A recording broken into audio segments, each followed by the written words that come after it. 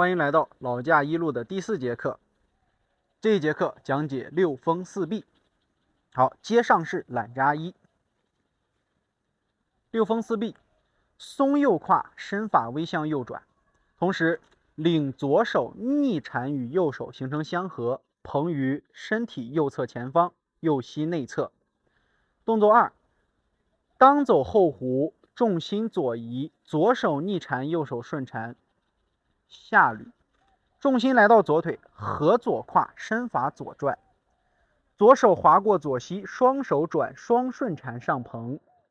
好，4，当走后弧，两手折叠，相合于脖颈后侧，眼看右侧前方，重心右腿，合左胯，扣左脚脚尖，两手掌心相照，跟左步，双手于身前中线相合，合于胸口前方。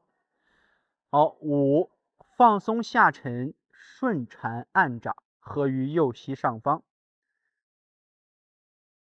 好，再看一次。懒扎一，接六风四臂。动作1，领手相合，松右胯，捧于右侧前方，右膝内侧。好，2，当走后弧，双手下捋，左手逆缠，右手顺缠，重心来到左腿。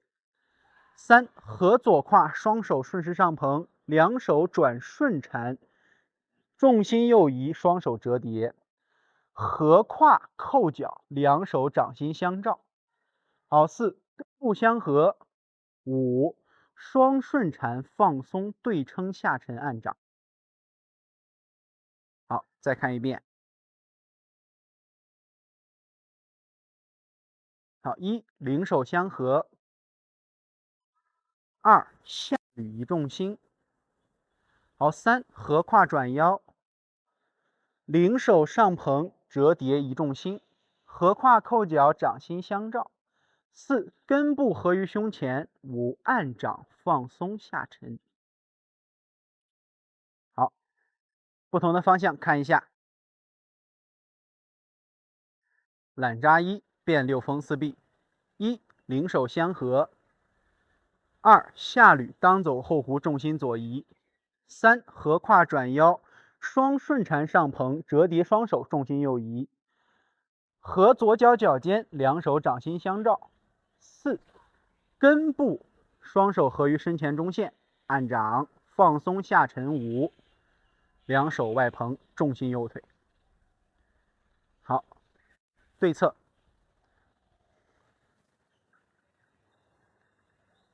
1，领手相合。2，下捋移重心。好，3，合胯转腰，双手移动重心，两手相合。4，根部合于身前。5，放松下沉按掌。好，背向。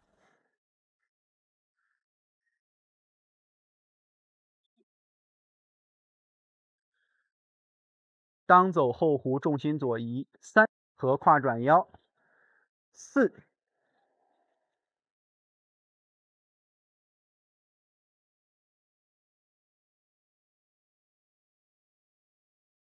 本堂课的六风四臂，跟老师们要强调讲解我们的重心转化以及我们的两手捋的动作。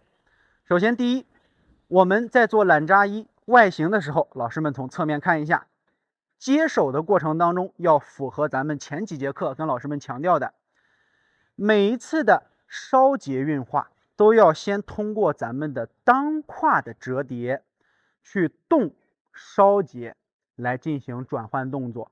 所以我们第一个动作在口令当中提示了，让大家先松右胯，右胯在松合的时候，身体会产生右转，胯与肩上下相照，右手合于右膝上方。此时右胯的松沉，身体会发生一个右转，身体右转，右肩向后领，左肩向前领，所以这个时候我们的右手会产生一个向后以肩领肘，以肘领手的小弧线向内相合。这是第一个动作细节，大家一定要做出来，不要右手放到这儿，左手直接像扇苍蝇一样把手扇到这个位置。好，注意看身体，松沉螺旋下沉放松，领手接手相合外蓬。我们的左手随右胯的松沉，左肩向前，是不是领着左手向上相合了？对吧？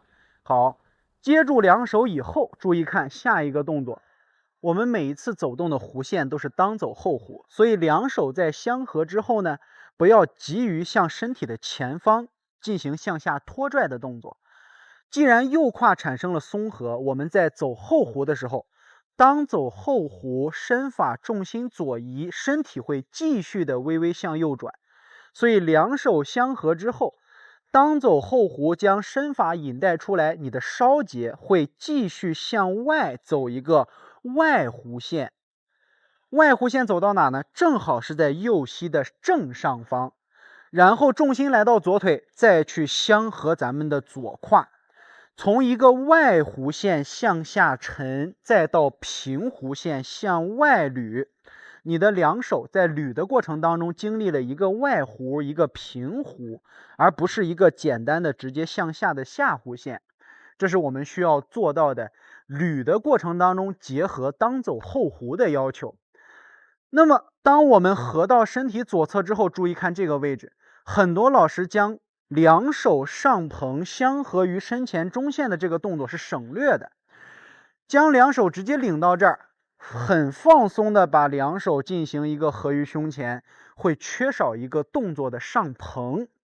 我们做到这儿以后，你看左胯相合，合胯的同时，咱们前几节课强调过，胯的开合会让我们的身体产生上下的一个起伏。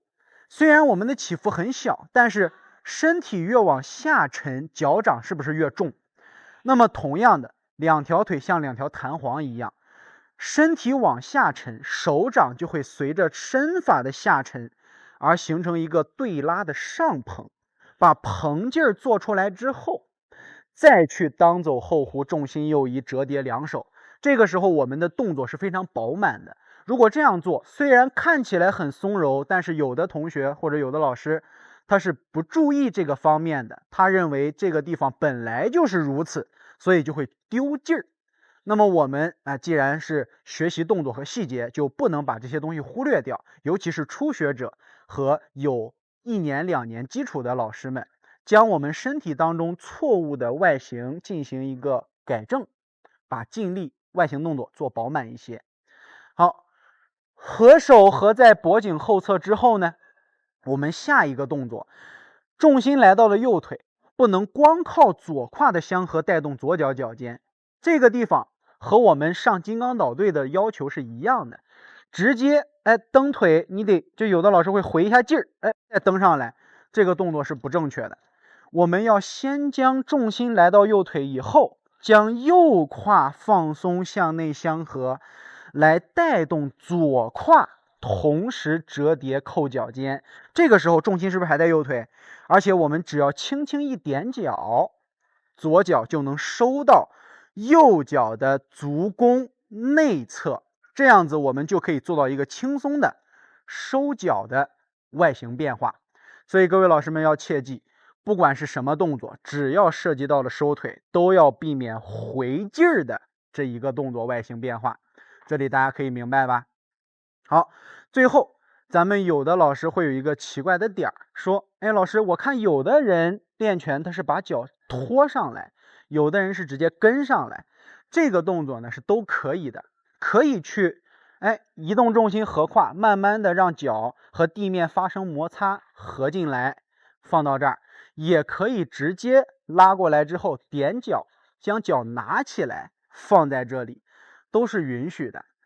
最后的这个小细节呢，需要各位同学们注意，两手在按掌下沉的过程当中，当胯不是直接下沉做，而是右胯不断左右相合螺旋，同时当胯放松上下折叠，既有螺旋又有下沉，我们的双手才能从身前的中线慢慢向右膝上方进行螺旋的按掌下沉动作。